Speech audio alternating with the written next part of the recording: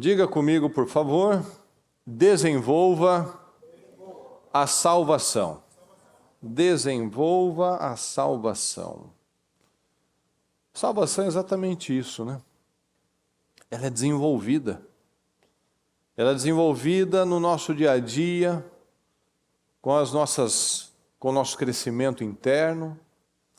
Porque quando nós nos afirmamos, quando nós nos denominamos, nos chamamos de cristãos, nós assumimos que o velho homem foi morto. Nós assumimos que o velho homem ficou para trás. Nós assumimos que nos tornamos novas pessoas.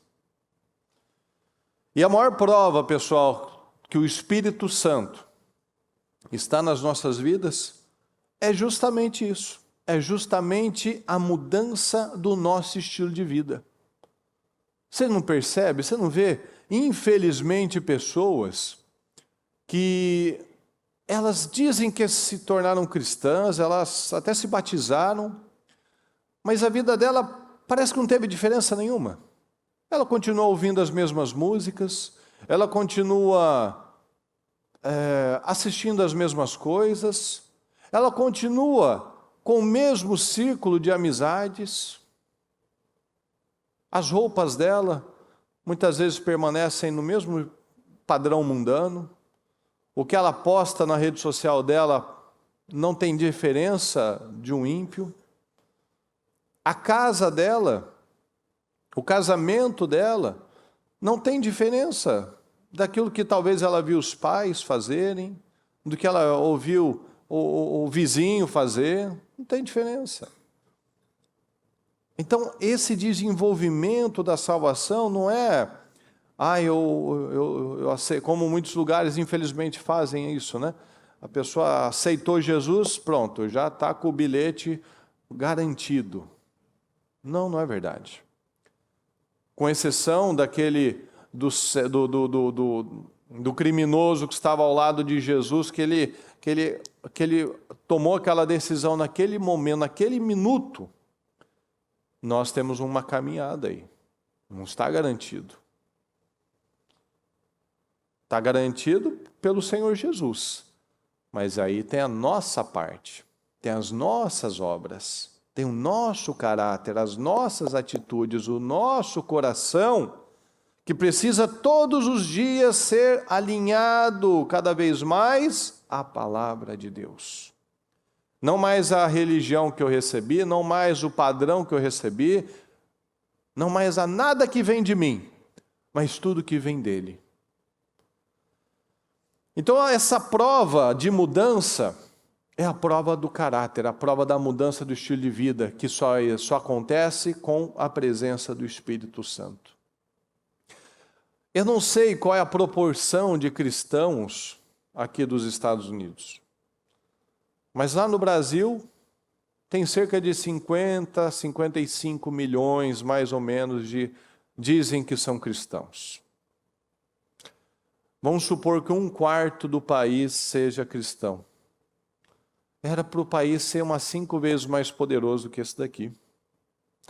Porque o nosso país, por exemplo, ele tem tudo que nenhum outro país tem. Esse país daqui, por exemplo, ele é gigantesco. Mas boa parte do país é muito frio. No Brasil, por exemplo, a gente pode plantar do norte ao sul o ano inteiro. Porque tem sol, tem terra, tem gente, não é um país gigantesco, né? Por exemplo, como a Austrália, que é gigantesco, mas não tem população. Ou um país gigantesco como a Rússia, mas mais da metade é congelado o ano inteiro. Então, nós temos coisas, por exemplo, que se tivéssemos uma cabeça, uma mentalidade de integridade, de sabedoria, de dependência do Senhor, é para ser o maior país disparado. E esse país, ele é o que é, ele foi, na verdade, por muito tempo, o país mais poderoso, ainda é assim, mas perdeu muita força. por conta dessas bases corretas. Mas que também, infelizmente, a gente vê que se perdeu ao longo do tempo. Se perdeu com uma fé morna, pelo conforto, pela prosperidade financeira. Se perdeu pela própria vida envolvida com muitas coisas, né? A mentalidade, tem bastante ateu, tem bastante gente que não acredita em mais nada.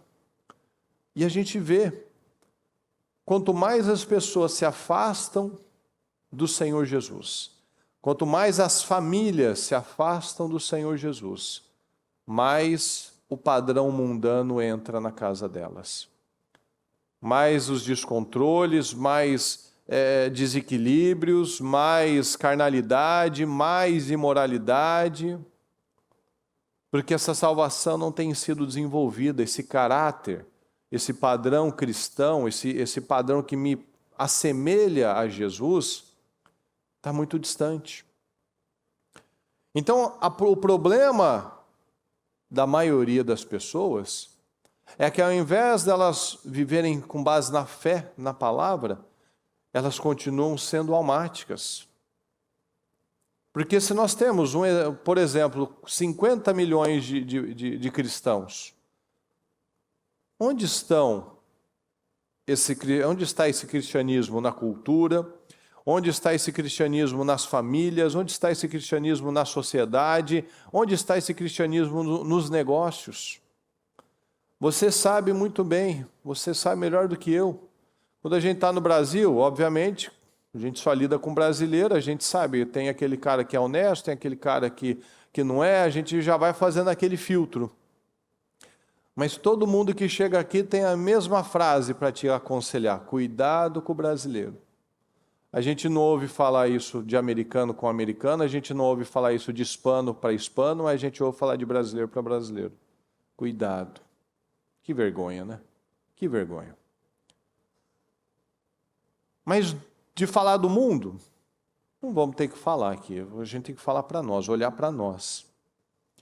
Só que qual o nível de contribuição que eu tenho feito para que esse mundo fique pior ou melhor? Qual o nível de contribuição que a minha presença, a minha vida tem ajudado a constranger o próximo, para que esse próximo seja mais íntegro, seja mais honesto, seja mais espiritual, seja mais alegre, feliz, que ele tenha mais esperança? Qual é o nosso nível de contribuição para que realmente o padrão do céu seja estabelecido?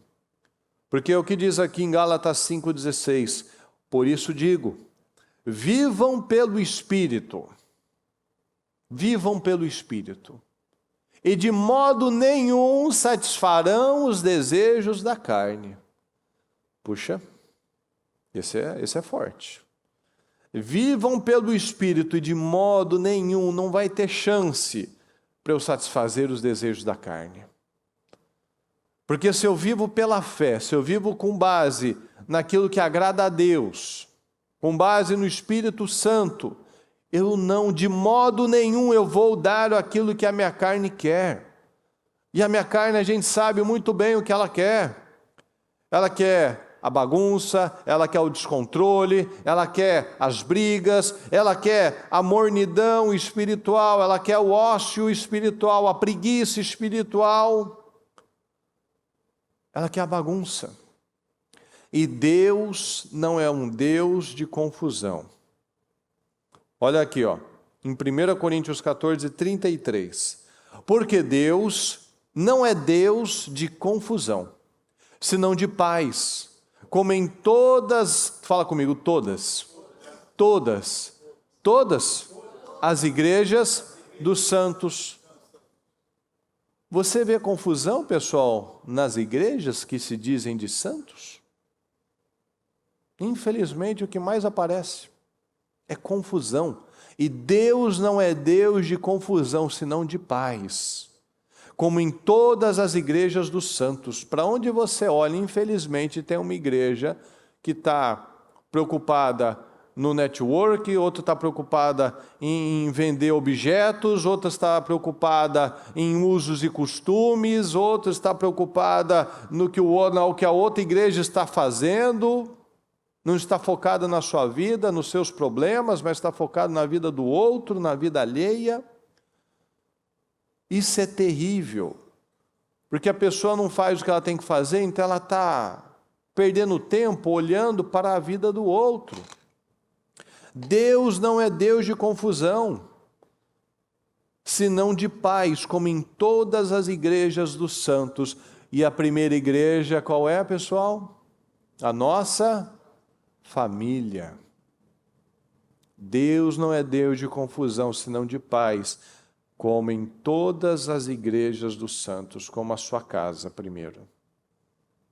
Se você diz que é crente, se você diz que é cristão, a sua casa tem que ser uma casa de paz, não de confusão. Ah, mas eu estou aqui, você está aqui, a gente tem, às vezes, podemos ter as nossas divergências, mas a gente é maduro, nós somos adultos, nós temos a palavra, não é do meu jeito nem do seu, a palavra de Deus é que vai me dar a direção. A mesma coisa em casa. A mesma coisa, eu estou vivendo com base no quê? Um está agindo de um jeito, outro está agindo de outro jeito. Alguém aí está agindo conforme a palavra, ou os dois estão fazendo de forma almática? Aí realmente aí vai virar confusão mesmo. Porque aí puxa de um lado, puxa do outro, e ninguém vence.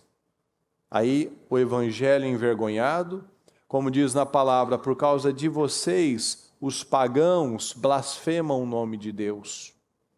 Você imagina quantas pessoas que deixam de buscar a Deus porque ela não vê esperança.